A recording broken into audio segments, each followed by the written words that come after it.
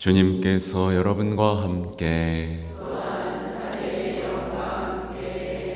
마테오가 전한 거룩한 복음입니다. 주님 영광 받으소서. 그때 예수님께서 제자들에게 말씀하셨다.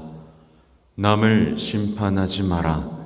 그래야 너희도 심판받지 않는다. 너희가 심판하는 그대로 너희도 심판받고 너희가 되지라는 바로 그 되로 너희도 받을 것이다. 너는 어찌하여 형제의 눈 속에 있는 티는 보면서 내 눈 속에 있는 들보는 깨닫지 못하느냐? 내 눈 속에는 들보가 있는데 어떻게 형제에게 가만 내 눈에서 티를 빼내주겠다 하고 말할 수 있느냐? 위선자야, 먼저 내 눈에서 들보를 빼내어라.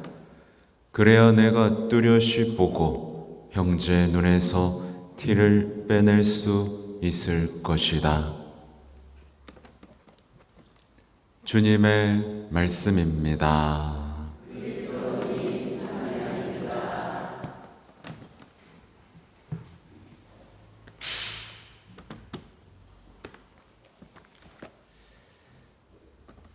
사랑하는 형제자매 여러분, 안녕하세요. 네, 잘 주무셨습니까? 네. 어젯밤에는 이 교황님이 이제 성체 성혈 대축일 미사를 저녁에 집전하시더라고요. 그렇게 집전하시고 거룩한 미사를 마치신 다음 이제 성체 행렬을 하시는 장면이 있었습니다. 그런 아름다운 전례가 이렇게 보고 배워야 되지 않겠어요? 그죠? 그렇게 하기 위해서 성당도 이렇게 좀 이렇게 우리가 행렬도 하고 외부에서의 어떤 전례도 맞춰가기 위해서 더 아름답게 이렇게 지어져야 되지 않나라는 생각을 더 하게 됩니다. 그런 아름다움들이 우리 신앙 속에서 살아 숨쉴 때 성체와 함께 걷는 체험이 얼마나 아름다운가요? 그렇죠? 아무튼 오늘 이야기는 심판이죠. 남을 심판하지 마라. 그래야 너희도 심판받지 않는다. 얼마나 단순한 얘기입니까? 심판하면 내가 심판했던 그 기준이 나를 심판하게 되는데요. 우리가 심판을 멈추면 심판받지도 않고요. 우리는 자비를 입게 되겠죠. 사실 우리 시작할 때부터 뭘 청했죠? 자비를 청했어요. 주님 봐주세요. 그래놓고 나가서는 이 나쁜 놈들 이러는 이 위선을 한번 생각해 봅시다. 어때요? 우리가 험담하거나 누굴 고발하거나 하는 삶 속에서 하느님의 빛 안에서 환하게 드러나는 우리의 위선을 한번 보자는 얘기죠. 아무튼 오늘의 말씀은 어떤 분들은 마음으로 받아들이기 되게 어려울 겁니다. 되게 어려울 거예요. 의심하고 반박하고 싶을 마음이 드는 분도 있을 겁니다. 그런 분들에게 부탁을 드립니다. 곰곰이 생각하고 침묵하면서 이 말씀이 내 안에 뿌리를 내리기를 기도하시기 바랍니다. 오늘 복음 환호성의 말씀처럼 하나님의 말씀은 살아있고 힘이 있으며 마음속 생각과 속셈을 드러내죠. 내가 심판에 기울어져 있음을 드러내는 거기 때문에 그래요. 아무튼 이 시대는 심판이 진리입니다. 맞죠? 심판이 진리입니다. 근데 사실 심판은 유혹입니다. 유혹이에요. 심판을 다른 말로 하면 뭐죠? 고발이죠? 고발자 누구죠? 사탄입니다. 그러니까 예수님이 이 말씀을 해주신 이유는 우리가 악마의 편에 서지 않고 하느님의 편에 서도록 당부하시는 겁니다. 사실 심판하는 사람은 자비로운 하느님의 사랑과 맞섭니다. 하느님, 참으시면 안 돼요.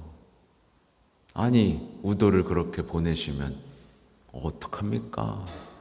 그러니까 심판하는 사람은 하나님의 자비에 맞서는 사람입니다. 근데 그 세상에, 그죠? 아버지와 맞서다니, 아버지와 맞서고 자비를 반박하다니요.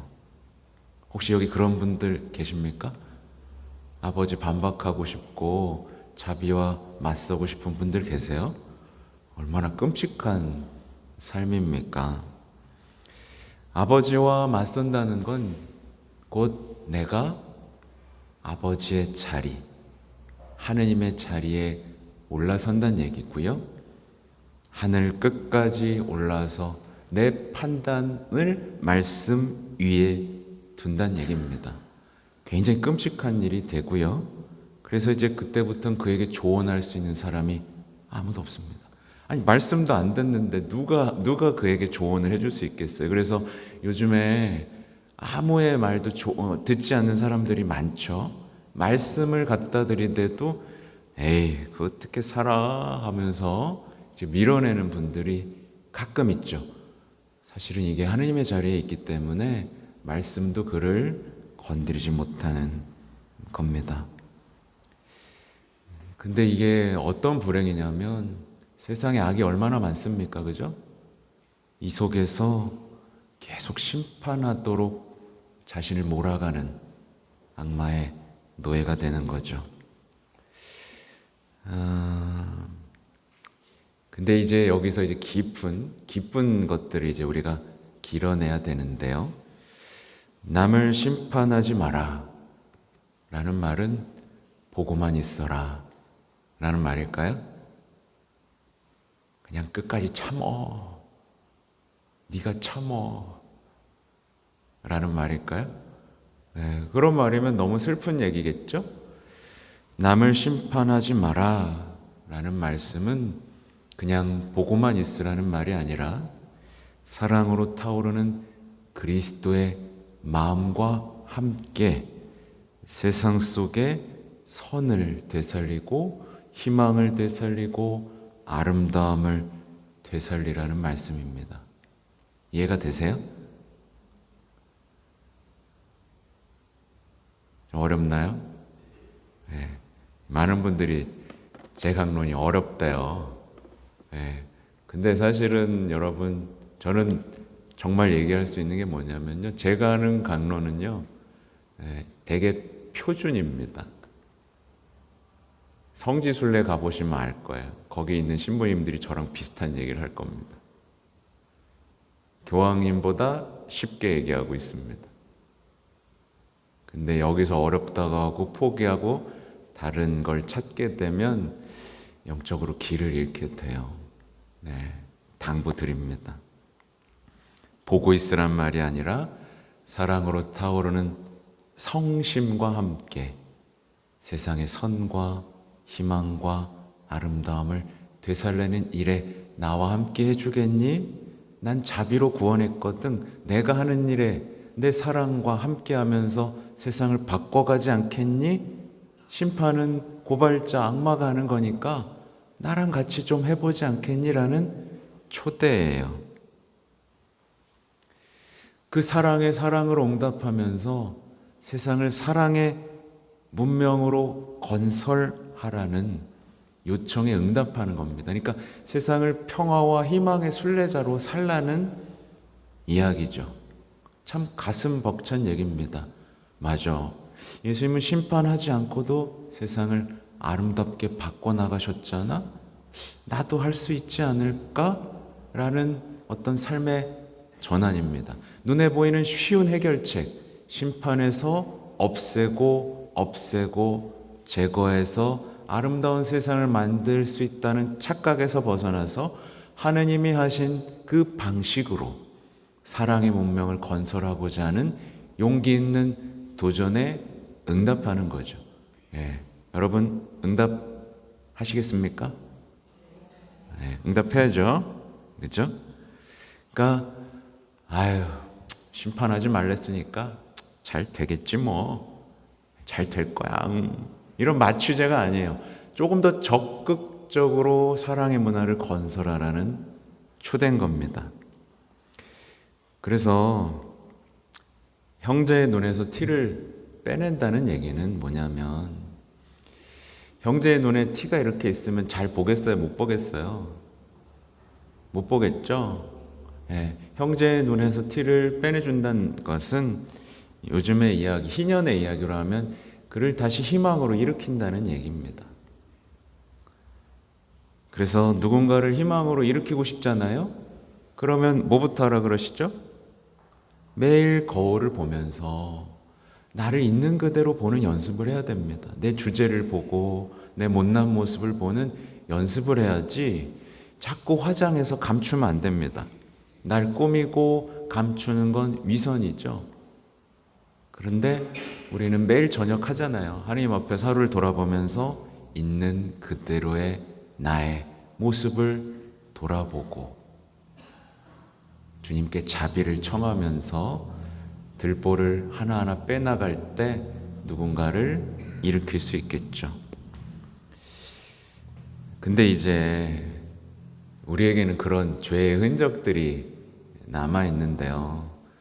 누군가의 티를 발견하면 여러분 어때요? 특히 그 티가 나를 한번 건드렸어. 뭐 별 말도 아닌데 나보고 너무 자매님 어떻게 나한테 그럴 수 있어요? 뭐 이러고 그런 경우 있어요, 없어요? 있죠. 많죠. 별로 잘못도 안 했는데 갑자기 막 공격이 푹 들어오죠. 그러면 그 사람의 티가 머릿속에서 떠나요, 안 떠나요? 네, 잠 와요, 안 와요? 잠이 안 와요. 심판하고 싶어요, 안 하고 싶어요? 아우, 저걸 그냥 그냥 다 쏴붙여가지고 막 하고 싶잖아요, 그죠? 그러니까 이게 얼마나 무섭냐면요, 타인의 티에 집착해서 잠을 설치게 됩니다. 머릿속에는 그것만 생각하게 돼요. 그러면 그때부터 현실을 제대로 볼 수 있을까요? 그때부터 티만 보이기 시작하는 겁니다. 다른 사람의 티만 보이기 시작하고요, 불신이 커지고요, 삶은 계속 어두운 혼란이 돼버립니다.